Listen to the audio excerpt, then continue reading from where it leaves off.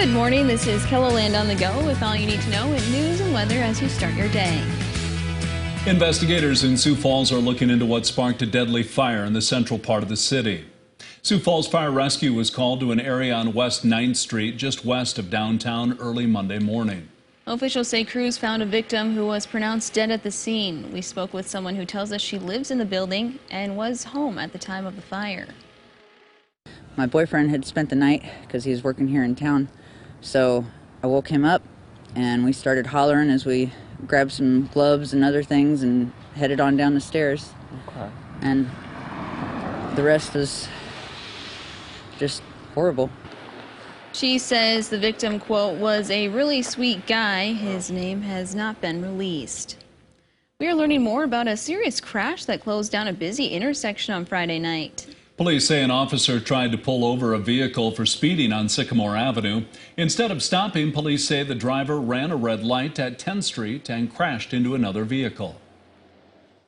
There were multiple people sent to the hospital with varying injuries from the crash. No fatalities, and at this time I don't have any updates on their injury. The driver of the vehicle police attempted to stop is behind bars this morning. 25-year-old Colin Hansen is charged with vehicular battery, hit and run, and DUI. Passenger Ethan Stewart is a parole absconder. According to court records, both men have a history of drug charges. Sioux Falls police also arrested people in connection with two separate robberies. One happened Sunday morning at a business in central Sioux Falls near Nelson Park.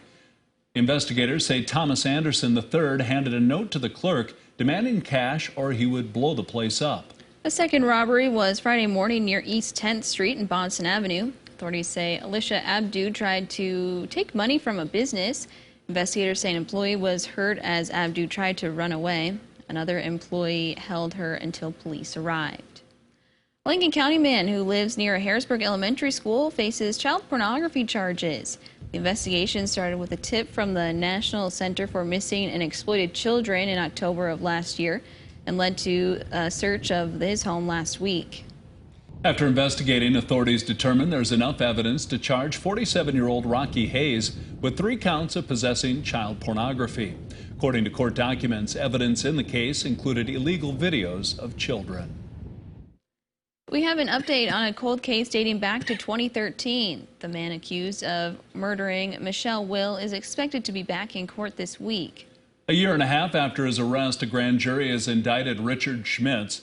He's charged with second-degree murder, and new court documents say it may have been a case of domestic abuse. Now let's send it over to meteorologist Scott Munt for a look at our forecast. Good morning, Scott. All right, good morning, Sarah. Good morning, everybody. We do have some fog this morning across eastern Keloland. That will eventually go away. We'll bring in some sunshine today. Temperatures will be above freezing, above average. Many locations in eastern South Dakota. 37 our forecast high in Pierre and 41 in Rapid City. I'll have more details on your forecast coming up, which includes a chance for snow as we head into the weekend. Those details are coming up here in just a couple of minutes. Thank you, Scott. With as much snow as we've gotten, it's a good reminder to keep fire hydrants clear around your property and your neighborhood.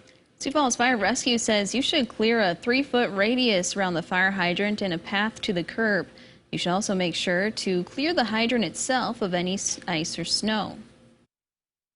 It just seems like this winter, with how many snowfalls that we've had in such a short amount of time, it's definitely covered up a lot of the hydrants across the city. And we just respectfully ask if people are out doing snow removal if they could please open them up for us in the event that there's a fire. They're also asking people to keep an eye on fire hydrants around where you live and to help neighbors dig them out if you are able. A new program for honor students in Brookings is bringing multiple majors together to learn about the food chain. SDSU was one of 14 universities to receive the U.S. Ag Department's National Institute of Food and Agriculture grant for higher education. It allows for the launch of the Justice Program, which will give students a chance to participate in agricultural-related challenges with other students across the country. You know, this is something that SDSU is committed to developing that future cohort of leaders and thinkers that are ready to take on those most complicated challenges in the world, and this is an honor. SDSU honors students will begin the program in the fall and will have the opportunity to travel to different schools around the country. Applications for the program open in February. The rising price of eggs has some people going a different route, not to the grocery store, but to their backyard to get fresh eggs from their own chickens. Katie Schmaus has been raising chickens for 2 years and gives a lot of the eggs to friends and neighbors. You look at them as more of a pet, though. Yes, absolutely. Yep, 110% they're my pet. In Sioux Falls, you can have chickens, but only 6 and no roosters. If they stray off your property, you could be fined over $100. And that's a look at some of our top stories. Now let's get one last look at your weather with meteorologist Scott Munn. Scott? All right, good morning, everybody. Fog this morning. That covers eastern South Dakota. It is slowly thinning out, and I think that trend will continue as we go through the morning. We'll have a better chance for sunshine today, western and central South Dakota. Clouds do move back in for tonight. We'll watch our snow chances in the western Ketherland. Winter storm watch for the higher elevations of the hills across western South Dakota goes in effect tonight, lasts into tomorrow. Some of the light snow showers or flurries may make their way into central South Dakota tomorrow afternoon. Otherwise, it looks like dry skies. Thicker cloud cover tomorrow, and temperatures will be colder, as we'll have stronger northwest winds. So there's a look at that winter storm watch for the higher elevations of the hills across western South Dakota. 6 inches or more of snowfall will be possible. And today's a day where it looks like we'll have stronger winds into western Ketherland. Strong northwest winds expected for everybody tomorrow. Some of those wind gusts of 35 miles per hour or more will be found not only across western South Dakota, but eastern and southeastern Ketherland.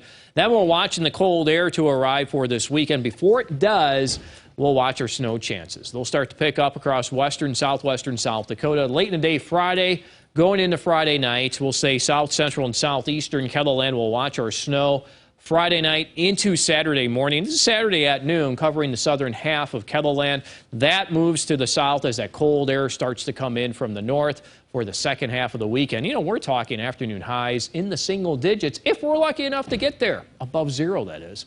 We are looking at the snowfall chance of 3 inches or more as we go through this first half of the weekend, showing up across western and South Dakota. Now, keep in mind, too, that takes into account tonight for the higher elevations of the hills. But notice how it does spill over into Rapid City at 75%.